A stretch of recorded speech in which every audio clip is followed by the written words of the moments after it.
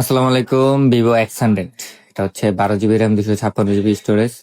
একটা regular Vivo X100 এর price কত থাকে? 50 থেকে 55 হাজার, কিছু ক্ষেত্রে 60 হাজার টাকাও কিন্তু চলে যায়।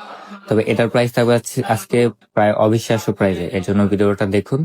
এটা হচ্ছে আপনার 12 থেকে 56 জিবি। আপনাদেরকে আগে অ্যাবাউটটা দেখায় দিই। হ্যাঁ, এই যে about 12 GB 256 GB 9300 diamond processor.